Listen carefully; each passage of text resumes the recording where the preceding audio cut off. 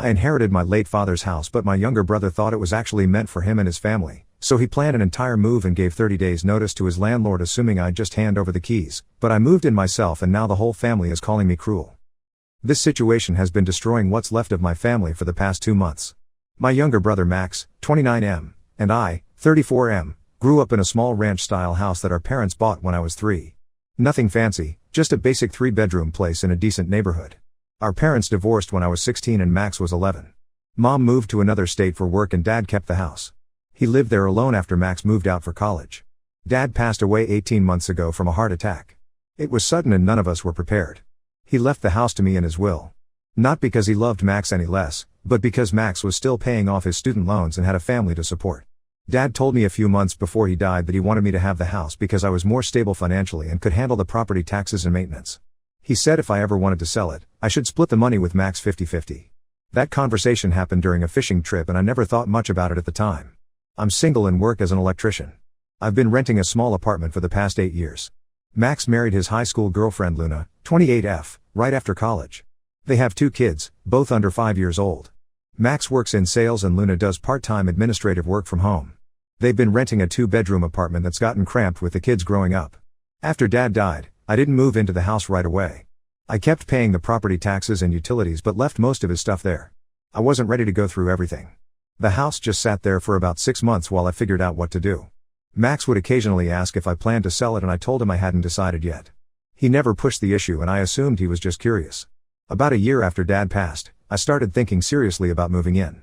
My lease was coming up for renewal and my landlord wanted to raise the rent by $200 a month. It seemed like the right time. I told Max I was planning to move into Dad's house and fix it up. He said that sounded good and asked if I needed help moving. Normal brother stuff. I started the move in late August. I hired a small moving company to bring my furniture over. Max showed up that Saturday morning to help unload boxes. Luna came with the kids.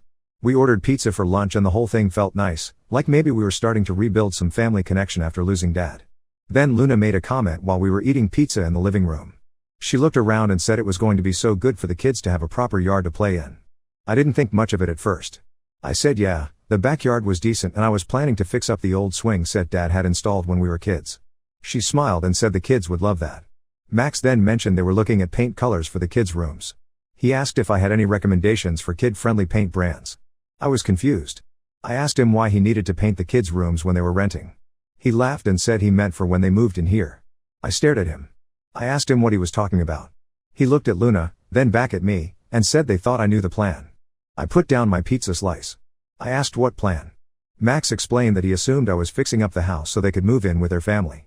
He said it made sense because I was single and didn't need 3 bedrooms while they were bursting at the seams in their apartment. He figured I'd keep renting my apartment or maybe take the smaller bedroom here if I wanted to stay. Luna nodded along and added that they'd been telling the kids about the house for weeks. I sat there trying to process what I was hearing. I asked Max if he seriously thought I bought moving boxes, hired movers, and transported all my belongings to this house just so he could live here. He said he thought I was staging it or something. He claimed that when I said I was moving in, he interpreted that as moving our stuff in, like the family stuff, not specifically my stuff.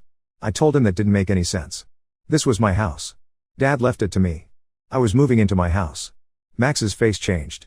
He said Dad wanted the house to stay in the family for the kids. I agreed that was probably true, but that didn't mean I was giving up the house right now. I told him maybe someday when I was ready to sell, we could talk about him buying my half or something, but I was living here now. Luna stood up and picked up their younger kid. She said they needed to leave. Max asked if we could talk about this reasonably. I said there was nothing to talk about. I own the house. I was living in the house. That was it. Max said I was being selfish and that I didn't need this much space. He pointed out that I didn't even have a girlfriend. I told him to leave. They packed up their kids and left without helping me unload the rest of the boxes. The moving guys had already left by then, so I spent the rest of the day hauling boxes inside by myself. That night Max sent me a long text message. He wrote that he and Luna had been planning this move for months. They'd already given notice to their landlord that they were leaving at the end of September. They'd told the kids they were moving to Grandpa's house. He said I was putting them in a terrible position and potentially making them homeless. He asked if I could at least let them stay in the house until they found another rental. He said it would only be a month or 2. I replied that I didn't understand how he could make all those plans without confirming anything with me first. I told him I wasn't running a free hotel and they needed to figure out their housing situation on their own. He called me some names I won't repeat here. I blocked his number. The next day my mom called. She lives about 6 hours away and we talk maybe once a month. She said Max had called her crying about the house situation. She wanted to hear my side. I explained everything. She was quiet for a while and then said she thought Max might have misunderstood something Dad said before he passed. She didn't elaborate. I asked her what Dad supposedly said. She claimed she didn't know the details, but Max was convinced Dad wanted him to raise his kids in that house. I told Mom that Dad's will was clear. The house went to me. She said wills weren't everything and sometimes family needed to be flexible. I asked if she was suggesting I give up my house. She said no, but maybe I could work out some arrangement. I told her Max was an adult who made assumptions without checking with me first and now had to deal with the consequences. She said I sounded cold. I told her I had to go and hung up. Over the next week, I got phone calls from Max and Luna's parents, from a cousin I hadn't spoken to in 5 years, and from Luna's sister. All of them had some version of the same message. Max and Luna were in a bad spot. They had 2 little kids. I was being unreasonable. The house was too big for one person. Family should help family. Some of them tried to be nice about it. Others were more direct and called me an asshole. I stopped answering calls from numbers I didn't recognize. I blocked Max and Luna on social media. I focused on unpacking and settling into the house. I repainted the master bedroom and started fixing up the kitchen cabinets that had been falling apart for years.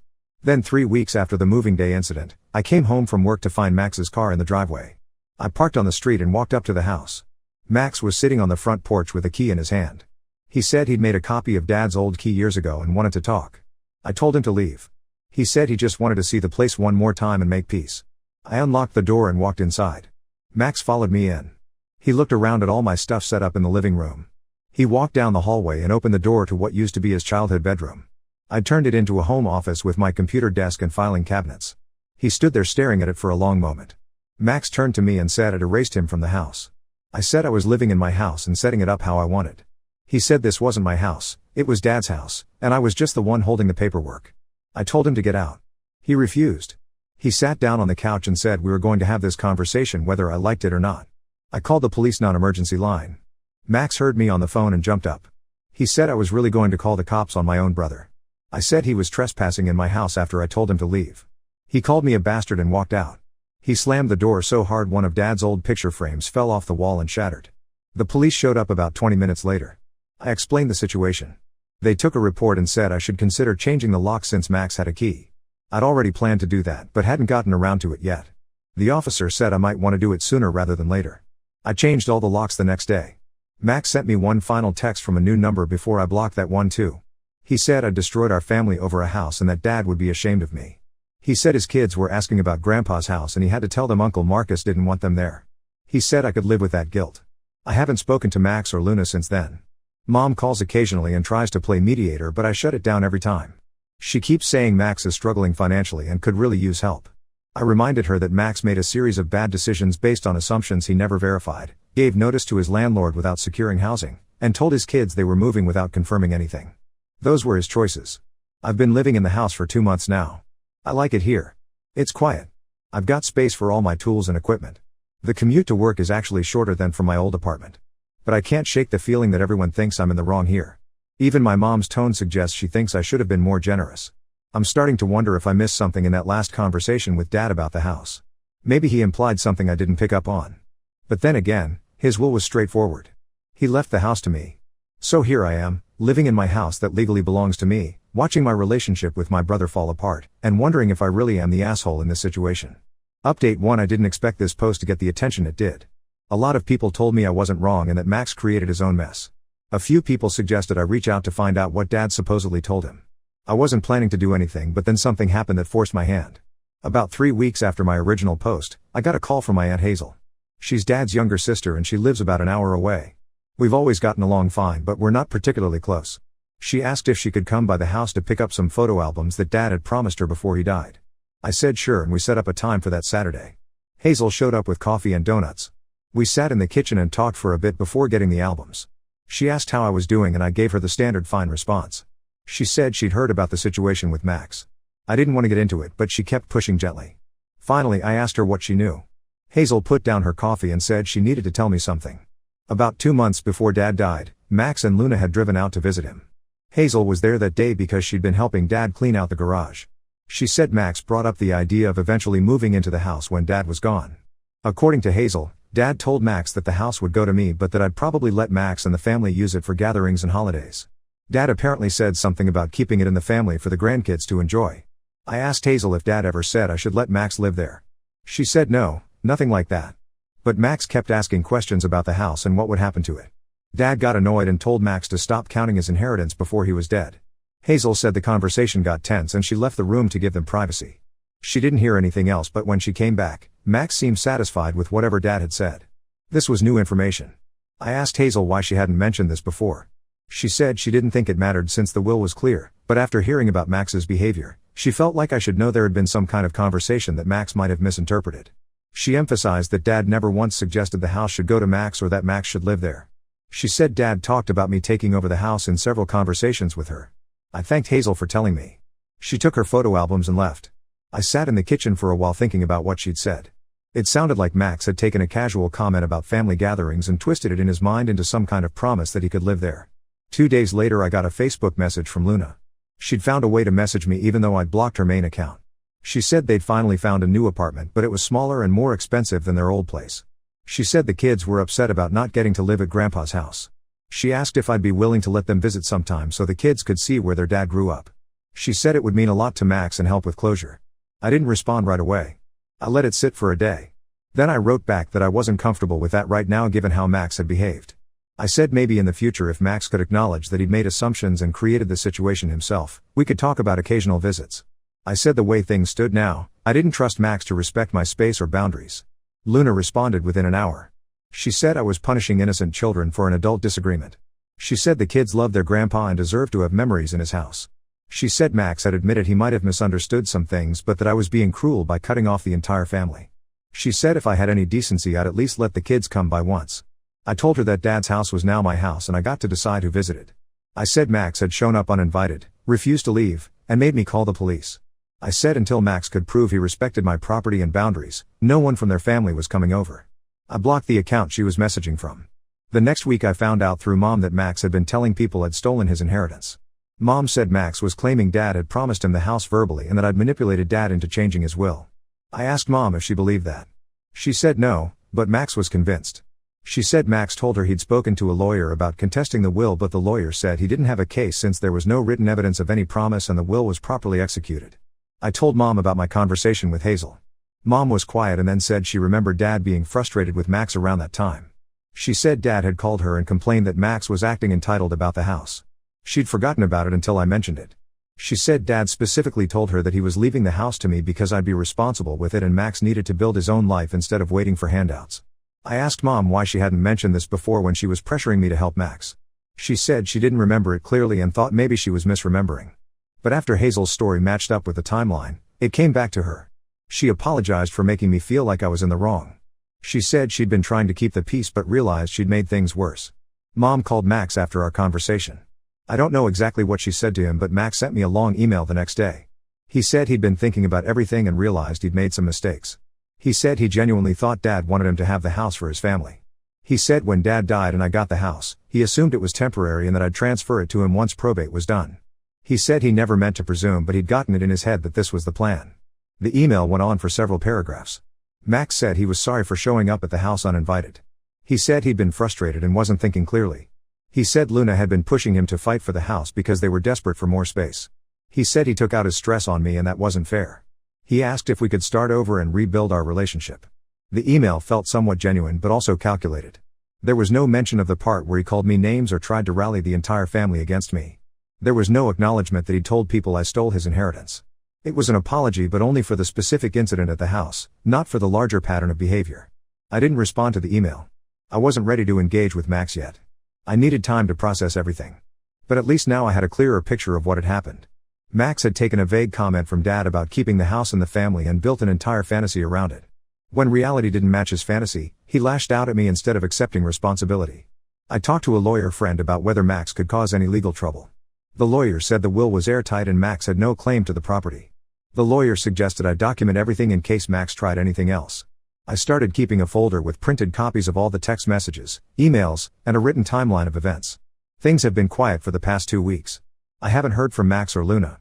Mom checks in occasionally but doesn't push me to reconcile anymore. I've been focusing on the house renovations.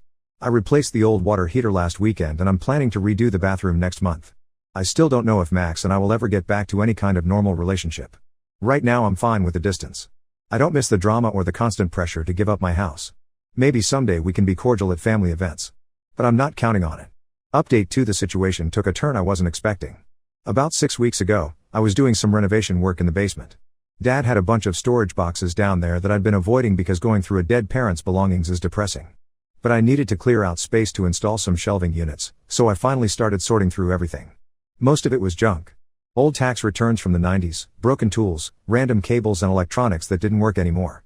But in the back corner, I found a fireproof document box that I'd never seen before. Inside were some important papers, birth certificates, the deed to the house, Dad's discharge papers from the army, and a large manila envelope marked with Max's name. I opened the envelope. Inside were about 30 printed pages. The first page was dated from 8 years ago. It was a letter from Dad to Max. I'm not going to transcribe the whole thing, but the basic content was that Dad was disappointed in Max's financial decisions. Max had apparently asked Dad for a loan of $15,000 to pay off credit card debt. Dad refused and wrote this letter explaining why. The letter went into detail about Max's spending habits. Dad listed specific examples: a finance truck Max couldn't afford, a vacation to Mexico put on credit cards, expensive birthday parties for the kids that wiped out savings. Dad wrote that he loved Max but wouldn't enable his poor choices. He said Max needed to learn to live within his means. He said if he gave Max the money, it would just create a pattern of Max coming back for more whenever he got in trouble. The rest of the pages were printed bank statements and credit card bills. I don't know how Dad got them, but they showed exactly what he described in the letter. Max had multiple maxed out credit cards. He was carrying balances with high interest rates. The statements were from 8 years ago, but they painted a picture of someone living way beyond their income. There was a second letter dated from 4 years ago. Dad wrote that Max had asked for money again, this time $20,000 for a down payment on a house. Dad refused again. He wrote that Max hadn't fixed any of the underlying spending problems and had actually taken on more debt. Dad said he wouldn't help Max buy a house when Max couldn't even manage his current finances. He told Max that his inheritance would be limited to sentimental items because Dad didn't trust him with property or money. I sat on the basement floor reading these letters and trying to process what they meant. Dad hadn't trusted Max with money. Dad had deliberately structured his will to give me the house because he knew Max would either lose it to foreclosure or sell it immediately to pay off debts. This wasn't about me being the older son or more stable. This was about Dad actively protecting his property from Max's financial mismanagement. I made copies of everything and put the originals back in the document box. I didn't know what to do with this information. It felt like ammunition, but also like a betrayal of Dad's privacy. He'd kept these letters hidden for a reason. About a week after I found the documents, Max sent me a text from yet another new number. He asked if I'd gotten his email from a few months back. He said he and Luna really wanted to fix things with me. He said they understood I wanted to keep the house, but maybe we could work out an arrangement where they paid me rent to live there and I could stay in my apartment. He said they were willing to pay market rate rent and even put it all in a formal contract. This text message made the document suddenly relevant. Max was still trying to get into the house. He'd switched from demanding it for free to offering to pay rent, but the end goal was the same. He wanted to live in Dad's house despite Dad's explicit concerns about his financial management. I called my lawyer friend again. I explained the situation and asked for advice. The lawyer said I had no obligation to rent to Max, and given the history, it would probably be a terrible idea. The lawyer said if Max couldn't pay rent, evicting a family member would be messy and expensive. The lawyer advised me to decline the offer and keep the documentation about Dad's concerns in case Max tried to claim he had some right to the property. I texted Max back and told him I wasn't interested in renting the house to anyone. I said I was living there and planned to stay there. I said I appreciated the apology email, but I needed more time before I could think about rebuilding a relationship. I didn't mention the documents. Max called me from Luna's phone. I answered without thinking. He immediately started talking fast. He said they were really struggling financially in the new apartment. He said the rent was eating up most of his income. He said Luna's hours had been cut at work. He said they were barely making ends meet, and if they could just live in Dad's house for a reduced rent, it would solve all their problems. I asked Max why he thought his financial problems were my responsibility. He got defensive. He said family was supposed to help family. I asked him if he'd considered that Dad left me the house specifically because he didn't trust Max to manage property. Max went silent. Then he asked what I meant by that. I told him about the letters. Max said I was lying. I said I had copies and could send them if he wanted proof. Max said those letters were private and I had no right to read them. I pointed out that Dad had put them in a document box in his house that he left to me, so apparently Dad was fine with me finding them. Max hung up. 2 days later, Luna sent me an email. She said Max had been upset for days and wasn't sleeping. She said I'd dredged up painful history that had nothing to do with the current situation. She said Max had matured since those letters and was managing money better now.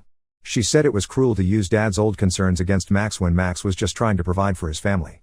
I replied and said I hadn't brought up the letters to be cruel. I'd mentioned them because Max needed to understand why Dad made the decisions he made. I said Dad was protecting his property and his choice should be respected. I said I wasn't going to rent the house to Max or anyone else. Luna wrote back and said they were planning to file for bankruptcy. She said the new apartment rent was too high and they'd fallen behind on credit card payments again. She said if I'd just let them live in the house for cheap rent, they could avoid bankruptcy and get back on their feet. She said I was condemning my nieces and nephew to financial instability. I called my lawyer friend a third time. The lawyer said Luna's email sounded like manipulation and I should stop engaging. The lawyer said if they were actually filing for bankruptcy, that was their decision and not my problem. The lawyer reminded me that if I rented to them and they stopped paying, I'd have a nightmare on my hands. I blocked Luna's email and Max's new phone number. I blocked anyone else I thought might be a proxy for them. I was done with the conversation. Mom called last week. She said Max told her about the letters. She confirmed that Dad had refused to loan Max money multiple times over the years. She said she'd supported Dad's decision because Max and Luna had a pattern of overspending and then asking family to bail them out. She said Dad's sister Hazel had also loaned them money years ago and never got paid back. I asked Mom why no one had told me any of this before. She said it was private family business and they didn't want to gossip. I said it would have been helpful to know when Max was trying to claim Dad promised him the house. Mom agreed and said she should have been more upfront. Mom also told me that Max's financial situation was worse than I knew. Apparently Max had gotten involved in some kind of multi-level marketing scheme 2 years ago and lost about $10,000. Luna's parents had bailed them out but were now refusing to help anymore. Mom said Max and Luna were in a genuine crisis but it was a crisis of their own making. I asked Mom what she thought I should do. She said I should do nothing. She said I'd been right to keep the house and refuse to rent to Max. She said Max needed to face consequences for once instead of being rescued by family members. She said she loved Max but enabling him hadn't helped him. That conversation with Mom was clarifying. It confirmed that I'd made the right choice. Max had spent years making bad financial decisions and expecting family to fix it. Dad had recognized this pattern and protected his property accordingly. I was just following through on Dad's wishes. I haven't heard from Max or Luna in the past 2 weeks.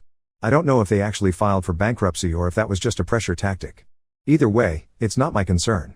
I'm continuing to work on the house and build my life here. The drama has died down and I'm grateful for that. Update 3. This will probably be my last update unless something major changes.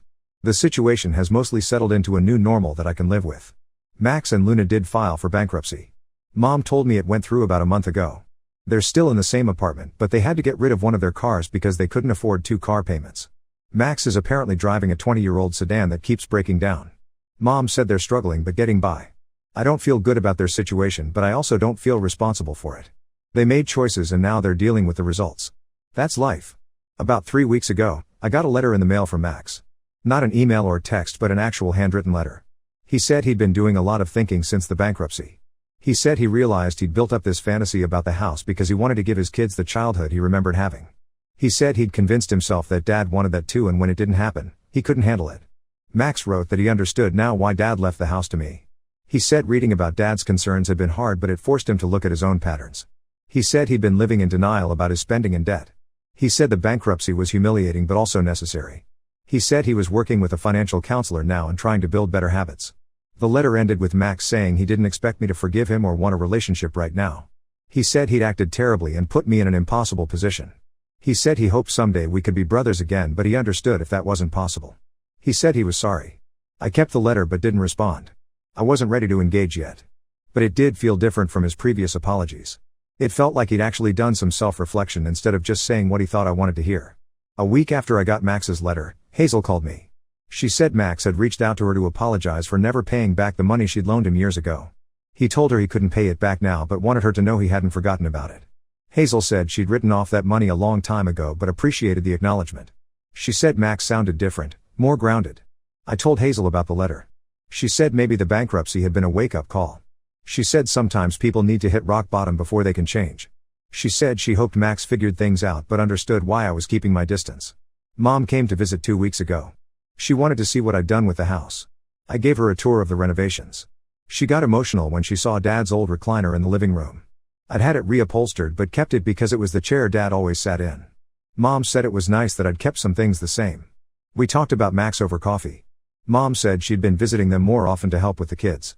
She said Max was working overtime to make up for Luna's reduced hours. She said they were both stressed but seemed more realistic about their situation. Mom said Max hadn't mentioned the house in weeks. I asked Mom if she thought Max and I would ever fix things. She said maybe, but it would take time. She said Max needed to prove he'd changed and I needed to be ready to give him a chance. She said she wasn't going to push either of us. She said the family had been through enough forced reconciliations that never stuck. Last week I was at the hardware store buying supplies for the bathroom renovation. I ran into Luna in the parking lot. We both froze. She looked tired. She was loading groceries into Max's old sedan. She said hi and I said hi back. We stood there awkwardly for a minute. Luna asked how I was doing. I said fine. She said the house looked good from the outside when she drove by last month. I didn't know what to say to that, so I just nodded. She said Max had told her about the letter he sent. She asked if I'd read it. I said yes. She asked if I was going to respond.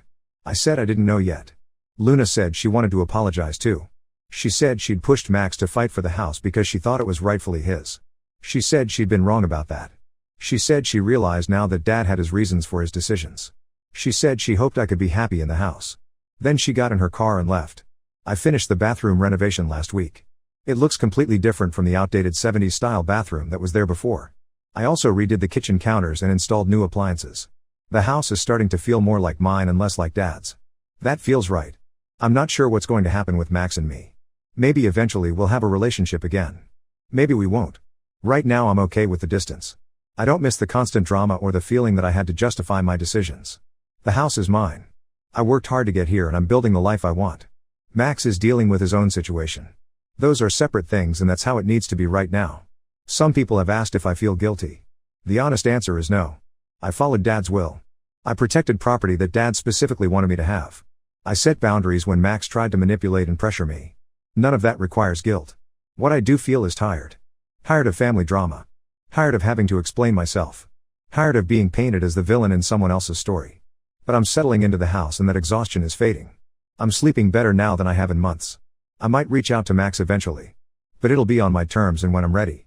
For now, I'm focusing on my own life and letting Max focus on his. That's the healthiest thing for both of us.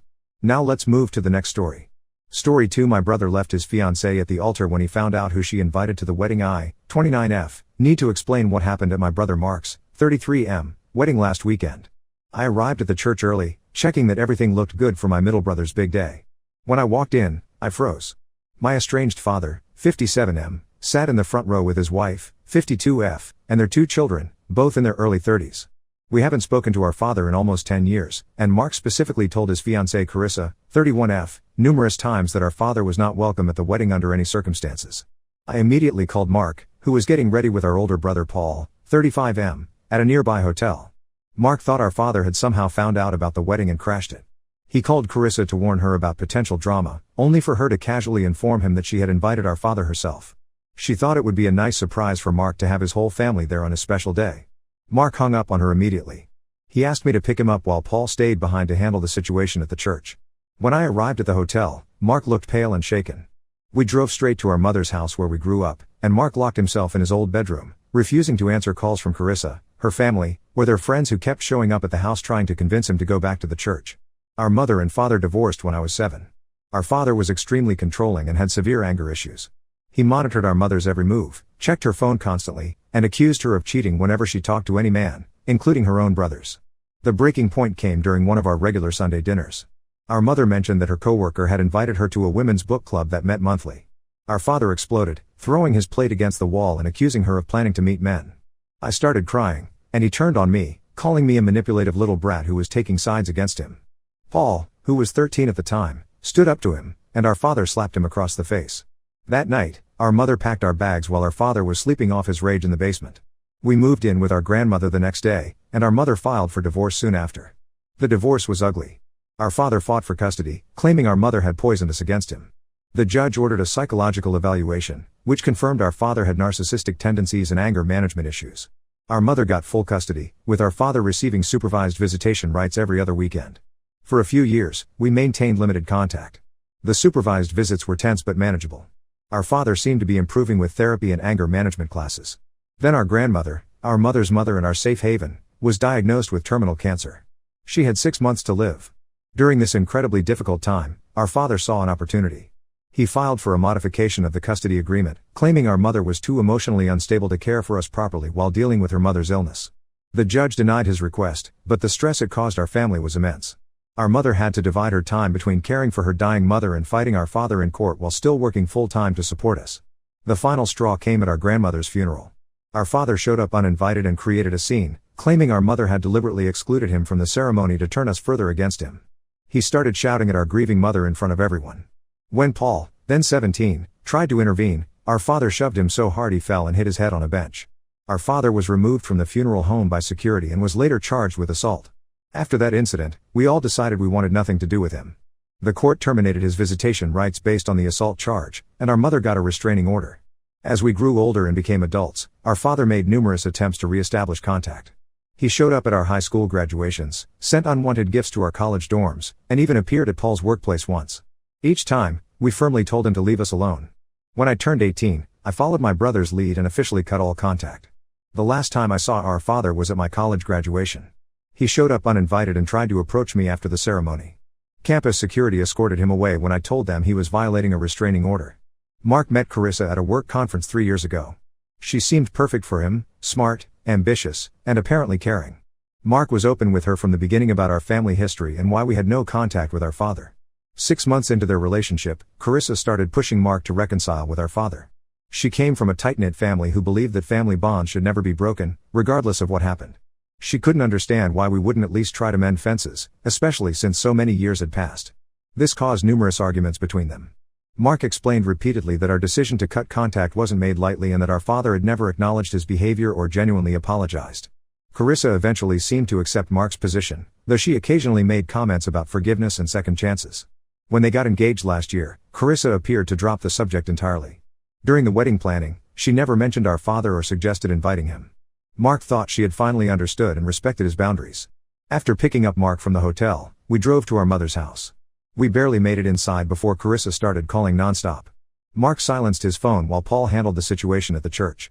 According to Paul, he stood at the altar and calmly announced that the wedding would not be taking place. He asked everyone to please go home and assured them that any gifts would be returned. He specifically told our father and his family to leave immediately. Carissa arrived outside the church minutes later, having been informed by her sister about what was happening. She began screaming at Paul, demanding to know where Mark was. Our father approached Paul as well, claiming he just wanted to reunite with his children and accusing our mother of turning us against him, the same old lines he'd been using for years. Paul refused to engage with either of them. He simply repeated that the wedding was cancelled and left with his wife. Meanwhile, Carissa's parents and siblings showed up at our mother's house, banging on the door and demanding to speak with Mark. Mark remained in his room, and our mother told them to leave or she would call the police. Carissa's father threatened to sue Mark for the money they had spent on the wedding if he didn't man up and marry their daughter. For the next 3 days, Mark stayed at our mother's house. Paul, his wife Emma, and I stayed there too, supporting him and screening his calls. Carissa continued trying to reach him, alternating between angry messages and tearful apologies. Our father also attempted to use the situation to force contact. He sent emails to all three of us, claiming Carissa had reached out to him months ago because she cared about Mark's happiness and wanted to heal our family. He portrayed himself as the victim, as usual, saying he had been denied the chance to make amends and now his son's relationship was ruined because of our stubborn refusal to forgive. Mark wasn't just upset about Carissa inviting our father, he was devastated by the complete betrayal of trust. She knew exactly how traumatic our childhood had been and how firm our boundaries were regarding our father. Yet she deliberately violated those boundaries on what should have been one of the happiest days of Mark's life, all because she thought she knew better than he did about his own family. The backlash from Carissa's side of the family and some mutual friends was significant. Most people didn't know the full story, so they saw Mark as the villain who heartlessly abandoned his bride at the altar. Some of my friends questioned whether I should have tried harder to convince Mark to at least talk to Carissa before making such a drastic decision. But our entire family stood firmly behind Mark. Our mother, who had rebuilt her life and rarely spoke about the past, reminded us that we had made the right choice years ago, and Mark was making the right choice now. Anyone who would betray his trust so completely was not someone he should tie his life to. I sometimes wonder if we could have handled things differently. Carissa was publicly humiliated, and that wasn't our intention. But in that moment, protecting my brother was the only thing that mattered. Update 1, it's been 2 weeks since the wedding that never happened, and things have gotten both better and worse. First, the financial situation. Mark's future in-laws did follow through on their threat to sue him for the wedding expenses they covered. They sent a formal demand letter through their attorney, requesting reimbursement for the cost of Carissa's dress, their contribution to the venue, and the non-refundable deposits for various vendors, totaling just over $15,000. Mark consulted with a lawyer who specialized in family law. The lawyer advised that while breach of promise to marry is no longer recognized in most jurisdictions, they could potentially make a case for financial damages. However, the lawyer also pointed out that if this went to court, Mark could counter with the argument that Carissa fundamentally breached his trust by inviting someone against his explicit wishes, especially given the documented history with our father. Rather than drag this out, Mark decided to settle. He agreed to reimburse Carissa's parents for half of their expenses, $7,500, in exchange for a signed agreement that they would cease all contact and pursue no further legal action. The money was worth his peace of mind. The day after the settlement was signed, Paul went with Mark to collect his belongings from the apartment he had shared with Carissa. Our mother was worried about potential confrontation, so she insisted they take her boyfriend Tom, a retired police officer, with them. It turned out to be a wise precaution. When they arrived, Carissa was there with her two sisters and her father. As soon as Mark walked in, Carissa burst into tears and tried to embrace him. Mark stepped back and made it clear he was only there for his things. Carissa's father started berating Mark for destroying his daughter and demanded more money for the emotional damage he had caused, despite the settlement agreement. Paul described what happened next as the most controlled fury he'd ever seen from Mark. Without raising his voice, Mark told Carissa that her betrayal had shown him exactly who she was, someone who would disregard his trauma and boundaries for her own agenda. He said he was grateful to have discovered this before they were legally bound to each other. Carissa claimed she had only invited our father because she truly believed it would heal our family. She insisted that our father had changed and that we were being unreasonable by holding on to the past.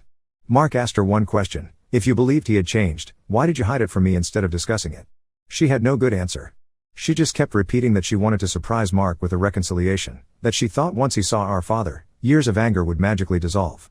Mark and Paul collected his essential belongings while Tom kept Carissa and her family from interfering.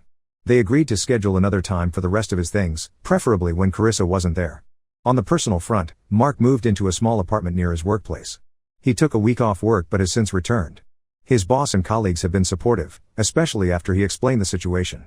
It turns out his boss had gone through something similar with his own estranged parent years ago and completely understood Mark's position. As for me, I had to deactivate my social media accounts temporarily due to the barrage of messages from people calling our family cruel and heartless. Carissa's sisters posted long rants about how their sister had been left at the altar by a coward who couldn't face his own father. Without context, these posts gained traction among our extended social circle. Paul's wife Emma eventually made a single, measured post explaining that there are sometimes valid reasons for cutting contact with family members, and people should refrain from judging situations they don't fully understand. This seemed to calm some of the outrage, and several mutual friends reached out to apologize for their initial reactions. The most unexpected development came 4 days ago. Our father's wife, his second wife, not the one he was with when we last had contact, called Paul. She introduced herself and said she was calling without our father's knowledge because she felt we deserved to know the truth. According to her, our father hadn't randomly found out about the wedding. Carissa had been in contact with him for nearly 6 months. She had sought him out on social media and initiated a relationship, meeting him for lunch multiple times to hear his side of the story. She showed him wedding photos and videos of Mark, updates about his career, and even old family photos Mark had shared with her. Our father's wife said she had initially encouraged these meetings, believing Carissa genuinely wanted to help heal our family. But as the wedding approached, she became uncomfortable with the secrecy. She had urged Carissa to tell Mark what she was doing, but Carissa insisted it needed to be a surprise. This revelation hit Mark hard. It wasn't just a misguided attempt to create a wedding day reconciliation. Carissa had been carrying on a secret relationship with our father for half a year, sharing private information about Mark without his consent. The betrayal ran much deeper than we initially thought. When Mark confronted Carissa with this information via text, she confirmed it was true but defended her actions as coming from a place of love. She said she had wanted to get to know our father so she could help Mark see him differently. She claimed our father had shown genuine remorse and had changed over the years. Mark blocked her number after that. He said he could forgive a misguided surprise, but not months of deception and boundary violations. Our mother suggested we all take a short family trip next month to give Mark a change of scenery and some positive memories to replace the wedding weekend disaster. We're planning a long weekend at a lake house about 3 hours from the city. The silver lining in all this is how our family has rallied together. Paul and Emma have dinner with Mark several times a week to make sure he's not isolating himself. I've been helping him furnish his new apartment and get settled. Our mother has rediscovered her protective instincts and checks in on all of us daily. Mark says that while he's still processing everything, he's also experiencing a strange sense of relief. He told us he had occasionally felt uneasy about certain aspects of his relationship with Carissa but had dismissed those feelings. Now he sees them as warning signs he should have heeded. For now, we're focusing on moving forward day by day. The legal matters are settled, the social media storm is calming, and we're all reminding Mark that while this experience was painful, it ultimately saved him from a marriage that would have been built on deception.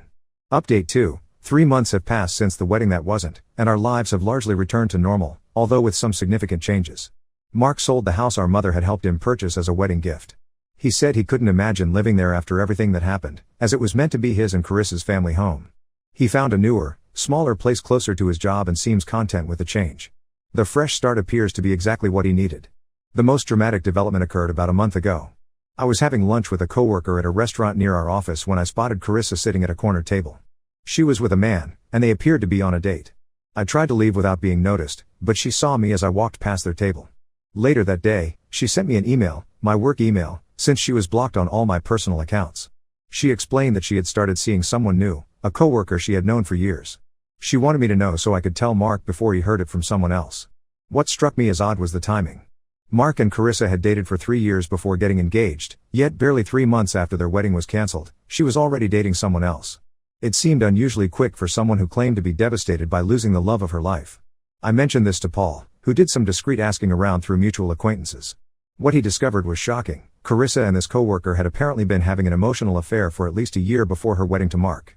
They had never crossed physical boundaries, according to the gossip, but had been inappropriately close and had discussed their feelings for each other. This put her behavior regarding our father in a new light. Was it possible she had deliberately created a situation that might cause Mark to call off the wedding? It seemed far-fetched, but the timing was suspicious. If she was having doubts about marrying Mark but didn't want to be the one to end things, engineering a scenario where he would be the bad guy might have been her way out. When we shared this theory with Mark, he was initially skeptical. But the more he thought about it, the more certain past incidents made sense to him. Carissa had been increasingly distant in the months leading up to the wedding. She had picked fights over small things and had spent more time at work or with her friends than with him. He had attributed it to pre-wedding stress, but now he wondered if she had been pulling away deliberately. Mark decided to reach out to Carissa's sister, with whom he had always had a good relationship. To his surprise, she agreed to meet him for coffee. She confirmed that Carissa had confessed to having feelings for her coworker months before the wedding but had been afraid to cancel the wedding and disappoint her family. The sister had advised Carissa to be honest with Mark, but Carissa had convinced herself she was just experiencing cold feet and that her feelings for her coworker would fade after the wedding. As for inviting our father, the sister claimed it had been a genuine attempt at reconciliation, not a deliberate sabotage. But she admitted that on some level, Carissa might have known how Mark would react. The sister apologized to Mark for not being more forthright earlier and for her role in the social media backlash against our family. Mark took this news with remarkable calm. He told us he felt a sense of closure knowing that the relationship had been fundamentally flawed long before the wedding day disaster. He had been carrying guilt for how things ended, despite knowing he was justified in his reaction. Now he could let that guilt go, recognizing that the relationship was likely doomed regardless of what happened with our father. On the family front, our mother began dating again after nearly 5 years of being single following her divorce from our stepfather. She introduced us to her new boyfriend last month, a kind, soft-spoken man who teaches high school history. We were all a bit protective at first, but he seems genuinely good for her. Mark joked that at least one person in our family should have a successful relationship. Paul and Emma announced they're expecting their first child in February. The news brought a much-needed wave of joy to our family. Mark immediately claimed the title of fun uncle and has already started buying baby gifts, despite Paul's protests that they have 6 months to prepare. As for our father, he made one last attempt at contact after learning about the baby. He sent Paul a letter congratulating him and expressing his desire to be part of his grandchild's life. Paul returned the letter unopened with a note stating that nothing had changed regarding our stance on contact. The most surprising part of all this is how quickly Mark seems to have moved on. There was no prolonged period of grief or regret as we had expected. When I asked him about it, he explained that he had actually been grieving the relationship for months before the wedding, sensing something was wrong but unable to identify what it was. The wedding disaster and subsequent revelations simply confirmed what he had already suspected on some level. Mark has thrown himself into work and recently received a promotion. He joined a local hiking club and has made several new friends through that. He's not dating yet and says he's enjoying the freedom to focus on himself without considering anyone else's needs or schedule. Our family trip to the lake house was exactly what we all needed. 4 days of swimming, hiking, board games, and good food, with no phones or outside intrusions. We're planning another trip for the winter holidays, this time to a cabin in the mountains. The people who really know us have stood by us throughout this ordeal. Those who chose to believe the worst without seeking our side of the story have largely faded from our lives, which Mark says is no real loss. Life continues to move forward, and we're moving with it. Update 3, it's been exactly 1 year since the day Mark was supposed to get married, and I thought I'd share one final update on how everyone is doing. Mark recently started dating again. He met a woman named Rachel through his hiking club about 3 months ago. She's a wildlife photographer who spends half the year traveling for work, which Mark says is perfect because it gives him plenty of space and independence. They're taking things very slowly, but it's nice to see him happy again. Rachel joined us for dinner last month, and the way she naturally fit in with our family banter was promising. Paul and Emma welcomed their baby boy, Nathan, 4 months ago. He's a healthy, cheerful baby who already has his Uncle Mark wrapped around his tiny finger. Mark babysits at least once a week to give the new parents a break, and my mother has fully embraced her role as a doting grandmother. As for Carissa, we don't hear much about her directly, but through mutual acquaintances, we learned she and her coworker got engaged last month. Mark's only comment was to wish them well and hope they build their relationship on honesty. He seems genuinely unbothered by the news. The most significant development concerns our father. 2 months ago, he was hospitalized following a heart attack. His wife contacted Paul, thinking we should know. Paul thanked her for the information but made it clear our position remained unchanged. A week later, our father sent identical emails to all 3 of us. For the first time in decades, he didn't make excuses or portray himself as the victim. Instead, he acknowledged the hurt he had caused and accepted full responsibility for his actions. He explained that facing his mortality made him realize he didn't want to die with these unresolved issues. At first, we assumed this was just another manipulation tactic. But his message was different this time: no guilt tripping, no demands for forgiveness, just a simple acknowledgement of wrongdoing and an expression of regret. After discussing it together, we decided Paul would respond on behalf of all of us. He thanked our father for his apology but explained that too much damage had been done over too many years for us to consider rebuilding a relationship. He wished him a good recovery and a peaceful life, but maintained that our boundaries around contact would remain in place. Our father replied with a single line: "I understand and respect your decision." It was the first time in our lives he had ever respected our boundaries, and while it didn't change our stance, it did provide a certain closure that had been missing before. On the anniversary of the cancelled wedding, Mark invited us all over to his place for dinner. He had prepared a feast and decorated his apartment with streamers and balloons. When I asked what we were celebrating, he said, "My narrow escape." We laughed, toasted to dodged bullets and better futures, and enjoyed being together as a family. Mark shared something important that night. He said that while he would never thank Carissa for what she did, her betrayal had unwittingly given him a gift. It forced him to confront and finally process feelings about our father that he had suppressed for years. The experience of being betrayed by someone he trusted triggered him to work through his childhood trauma in a way he hadn't been able to before. He's been seeing a therapist regularly and says he feels more at peace with our family history than ever before. Not because he's forgiven our father or because he believes people can fundamentally change, but because he stopped carrying the weight of other people's failures and poor choices. My mother, watching her 3 adult children laughing and supporting each other despite everything we've been through, said something that stuck with me: family isn't about blood or obligation. It's about who shows up for you consistently, respects your boundaries, and loves you without conditions. That's what we've built together, a small but solid family unit based on mutual respect and genuine care. It may not look like the traditional family structure Carissa thought we needed, but it's real and it's ours. As for me, I've learned valuable lessons about trusting my instincts and standing firm in support of the people I love, even when outside perspectives might judge our actions harshly. I've also become much more careful about the people I allow into my life, paying attention to how they respect boundaries and handle disagreements. Mark says he's actually grateful for how everything turned out. Had he married Carissa, he might have spent years in a relationship with someone who didn't truly respect him, possibly discovering her betrayal after they had children or built more of a life together. Instead, he got a clean break and a chance to start fresh. Our family is stronger than ever, and while none of us would have chosen this path, we've all found our way to a good place. Sometimes the most painful experiences lead to necessary growth. Mark's cancelled wedding was certainly painful, but it ultimately guided all of us toward more authentic lives and relationships. Life goes on, and we go with it, wiser, closer, and more certain of what really matters. Story 2: My stepdad kicks me out of his house because his real daughter is pregnant, and he wants space for his real grandchild. Now a year later, he himself has been kicked out. I, 25F, have been living with my mom, 48F, and stepdad, 52M, in my stepdad's house for the past 3 years.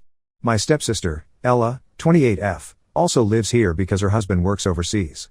The thing is, Ella and I have never gotten along, and the tension between us has only gotten worse over time. From the moment our parents started dating, Ella made it clear she didn't approve. She would roll her eyes whenever my mom came up in conversation and made mean comments about how her dad could do better.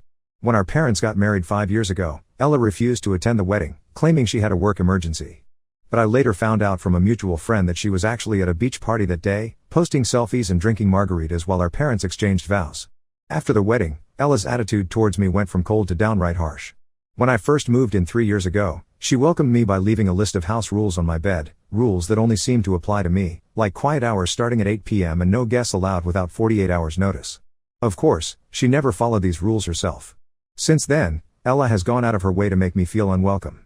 She accidentally spills drinks on my clothes at least once a month, always claiming it was a mistake but never offering to help clean up or pay for dry cleaning. She eats food I've clearly labeled in the fridge, then gaslights me by insisting I must have eaten it myself and forgotten. She constantly makes nasty comments about my appearance, like asking if I've given up when I wear sweats around the house, or suggesting I should do something about my acne. One incident that really stands out happened about a year ago. I had a box of childhood mementos stored in the garage, old report cards, art projects, photos, that sort of thing. One day, I went to get something from the box and found it was gone. When I asked Ella about it, she casually mentioned that she had thrown it out while decluttering the garage. She claimed she thought it was just old junk and acted like I was overreacting when I got upset. I'm still devastated about losing those irreplaceable memories. To keep the peace, I've tried to limit my interactions with Ella as much as possible. I mostly stay in my room when I'm home, only going out to use the bathroom or grab quick meals from the kitchen. I've started doing my laundry late at night to avoid running into her. I even bought a mini fridge for my room so I could store some basic food items without worrying about Ella eating them. But it's hard to completely avoid someone when you live under the same roof. Family dinners are especially tense. Last Thanksgiving, Ella started a huge argument at the table, accusing me of flirting with her husband before he left for his overseas job. It was completely untrue. I barely even spoke to the guy beyond basic pleasantries. But Ella went on a rant about how I was always throwing myself at him and how she couldn't trust me around her marriage. The accusation was so out of left field that I was stunned into silence. My mom tried to defuse the situation, but my stepdad just sat there, not defending me at all. The argument ended with Ella storming off and me in tears. It caused a massive family rift that lasted for weeks, with extended family members taking sides and holiday plans getting cancelled. Throughout all of this, it's been clear that my stepdad favors Ella. He's always bragging about her accomplishments, no matter how minor. If Ella gets a small promotion at work, he treats it like she's become CEO. Meanwhile, when I finished my degree last year, he barely acknowledged it. My stepdad also constantly brushes off Ella's bad behavior. When I complained about her eating my food, he just shrugged and said, "That's what sisters do." When I tried to talk to him about the mementos she threw away, he said I was living in the past and should be grateful for the decluttering. But if I so much as leave a dirty dish in the sink or forget to take out the trash, he lectures me for hours about respecting his house rules. Things came to a head last week when Ella announced she's pregnant. Her husband had just gone back overseas for work, so she'll be staying here throughout her pregnancy. My stepdad was over the moon about becoming a grandfather. He immediately started talking about converting the guest room into a nursery, going on and on about paint colors and crib designs. The next day, my stepdad pulled me aside for a serious talk. He said that with Ella's pregnancy, the house was getting too crowded and that Ella would need extra space and support during this time. Then he dropped the bomb. He thought it was time for me to start looking for my own place. I was shocked. I've been living here for years and contributing to household expenses, and suddenly I'm being kicked out because Ella is pregnant? Later that evening, I overheard my stepdad talking to my mom in their bedroom. He was pressuring her to convince me to move out, saying things like, "Ella needs a stress-free environment for the baby and it's time for your daughter to stand on her own 2 feet. He also mentioned that Ella had been complaining about feeling uncomfortable with me in the house. My mom seemed hesitant, making noncommittal noises, but she didn't strongly object either. Over the next few days, my stepdad launched a full-scale campaign to get me out of the house. He started leaving apartment listings on my bed, circling rent prices that were way out of my budget. He would talk loudly about the benefits of living independently whenever I was in earshot, telling stories about how he grew as a person when he got his first apartment. He even offered to pay my first month's rent if I found a place quickly, acting like he was doing me a huge favor. One evening, he cornered me in the kitchen and started listing all the reasons why I should move out. He said I was holding Ella back from fully settling in, that I was a financial burden on the family, despite the rent I pay, and that it was selfish of me to take up space when Ella needed it more. He even implied that the stress of living with me might be bad for Ella's pregnancy. I was hurt and angry, especially since I've always tried to be a respectful housemate. The final straw came when my stepdad changed the Wi-Fi password and refused to give me the new one. He said I could have it back when I showed him proof that I'd been apartment hunting. It felt like such a petty move, and it made working from home nearly impossible. I had to use up all my mobile data just to attend Zoom meetings for my job. I finally decided to confront my mom about the situation. I asked her directly if she wanted me to move out. She hemmed and hawed, eventually admitting that she and my stepdad had been discussing asking me to leave, but she hadn't agreed to anything yet. She seemed torn between supporting me and keeping the peace with her husband. I told my mom that I wasn't ready to move out yet. I'm still saving up for a down payment on my own place, and the current rental market in our area is insane. Even a small studio apartment would eat up most of my monthly income. Plus, I don't think it's fair that I'm being pushed out just because Ella is pregnant. There's plenty of room in this house for all of us if Ella and I could just learn to coexist. My refusal to leave has caused a huge uproar in the family. Ella is playing the victim, claiming that the stress of living with me might harm her baby. She's been walking around the house with her hand on her stomach, wincing dramatically whenever I enter a room. My stepdad is furious and has started giving me the silent treatment, communicating with me only through passive-aggressive notes left on the fridge. Even some extended family members have gotten involved. My aunt called me to say I was being selfish and that family should come first. My cousin messaged me on Facebook telling me to grow up and stop freeloading off my parents.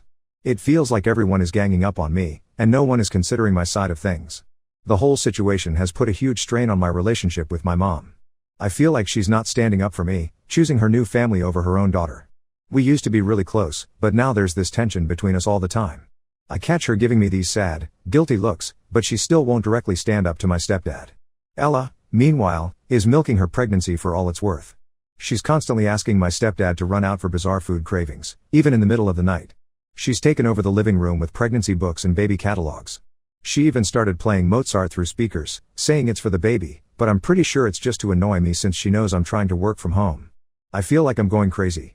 Am I really the asshole for not wanting to uproot my entire life just because my stepsister is pregnant? I've lived here for years without major issues, at least on my end, and I don't see why Ella's pregnancy suddenly changes everything. I'm not against the idea of moving out eventually, but I want to do it on my own terms when I'm financially ready. On the other hand, I know this is technically my stepdad's house, and he has the right to decide who lives here. And maybe I am being selfish by not prioritizing Ella's needs during her pregnancy. I know pregnancy can be stressful, and maybe having me around really is causing her anxiety. But the thought of being forced out of my home while Ella gets everything she wants yet again makes my blood boil. I'm also worried about my mom. I don't want to put her in a position where she has to choose between me and her marriage. But at the same time, I feel like if I leave now, I'll be giving up any chance of ever having a real relationship with my stepdad or being seen as part of his family. The whole situation has me stressed out and losing sleep. I've started looking at apartments just to appease my stepdad, but my heart isn't in it. Every listing I see just reminds me of how unaffordable everything is and how unprepared I am to live on my own right now. So, Reddit, AITA for refusing to move out? Should I stand my ground and fight for my place in this family, or should I just accept that I'll never be as important to them as Ella and her baby? I'm at my wit's end and could really use some outside perspective on this mess. Update: a lot has changed since my last update, and I never expected to be writing this update. After my last post, things at home got even worse. My stepdad intensified his efforts to get me to leave, making comments about my presence being a burden on the family. Ella's pregnancy symptoms seemed to worsen whenever I was around, and she'd dramatically clutch her stomach and complain about stress. The breaking point came during a heated family dinner. My stepdad brought up the topic of me moving out again, and I finally snapped.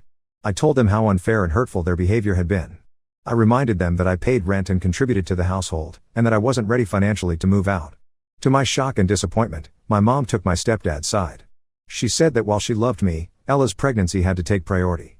She suggested I could stay with my aunt temporarily until I found a place of my own. I felt completely betrayed. Realizing I no longer had any allies in the house, I decided it was time to leave. I spent the next few weeks frantically searching for an affordable apartment and eventually found a tiny studio on the other side of town. It wasn't ideal, but it was all I could manage on my entry-level salary. Moving out was one of the hardest things I've ever done. I felt angry, hurt, and abandoned by my family. The first few months on my own were tough. I had to budget carefully to make ends meet, often skipping meals or picking up extra shifts at work to cover my expenses. Over time, though, things got better. I threw myself into my job and eventually got a promotion. I made new friends in my apartment building and started to enjoy the freedom of living on my own. I even adopted a cat, something I could never have done at my stepdad's house due to Ella's alleged allergies. My relationship with my mom and stepdad became distant. We'd talk occasionally on the phone, but our conversations were always superficial. They never apologized for how they treated me, and I never fully forgave them. I didn't visit the house, not wanting to deal with Ella or be reminded of the painful memories. I heard through some relatives that Ella had given birth to a baby boy.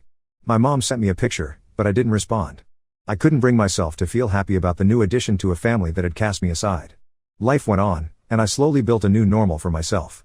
I dated a bit, made progress in my career, and even started therapy to deal with the lingering pain from my family situation. I was doing okay, not great, but okay. Then, about a week ago, everything changed again. I received a call from my mom.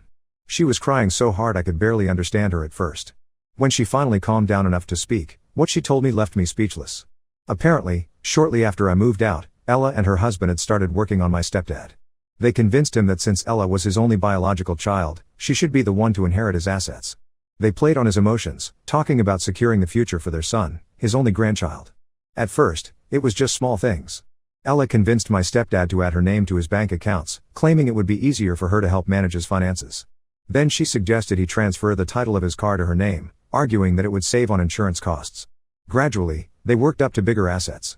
Ella and her husband talked about estate planning, emphasizing the importance of having everything in order for the baby's future. They brought in a lawyer friend of theirs who drew up new documents. My stepdad, blinded by his love for Ella and his excitement about being a grandfather, signed everything without really understanding the implications. Over the course of several months, Ella and her husband managed to get my stepdad to transfer nearly all his assets into Ella's name. This included the house, his retirement accounts, and even his small business. My mom, who had always been passive in financial matters, went along with whatever my stepdad wanted. The final blow came last week. Ella and her husband sat my mom and stepdad down for a talk. They announced that they wanted to make some changes to the living situation. They said that with the baby, they needed more space and privacy. Then they dropped the bombshell: they wanted my mom and stepdad to move out. My stepdad was confused at first, thinking Ella was joking.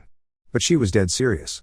She explained that since the house was now in her name, she had the right to decide who lived there. She gave them 2 weeks to pack up and leave. When my stepdad protested, Ella's husband pulled out the legal documents my stepdad had signed. Everything was ironclad. My stepdad had unknowingly signed away his rights to everything he owned. He and my mom were left with nothing but their personal belongings and a small checking account. My mom was in shock as she told me all this. She kept saying she couldn't believe Ella would do this to them, that there must be some mistake. But deep down, I think she knew it was real. She ended the call by asking if she and my stepdad could stay with me while they figured things out. I didn't know how to respond. Part of me felt a twisted sense of satisfaction. The people who had kicked me out when I needed them most were now facing homelessness themselves. It felt like karmic justice. But another part of me was furious on their behalf. What Ella and her husband did was cruel and calculated. They had taken advantage of my stepdad's love and trust, manipulating him into giving up everything he had worked for. I told my mom I needed some time to think and that I'd call her back.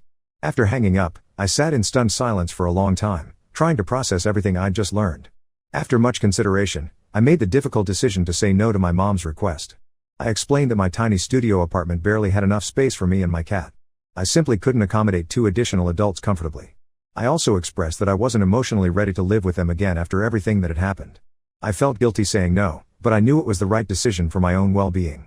The past year had been about rebuilding my life and gaining independence, and I wasn't willing to jeopardize the progress. Instead, I offered to help them look for other housing options and reach out to extended family members who might be able to take them in. I also suggested they seek legal advice to see if there was any way to contest Ella's actions. The conversation was difficult, and I could hear the disappointment in my mom's voice. But I stood firm in my decision. As much as part of me wanted to help, I knew I couldn't set myself on fire to keep them warm. This situation has brought up a lot of complicated emotions, and I'm still processing everything. I hope that my mom and stepdad can find a solution, but I also know that I need to prioritize my own mental health and stability. It's a tough balance, but I believe I made the right choice for myself.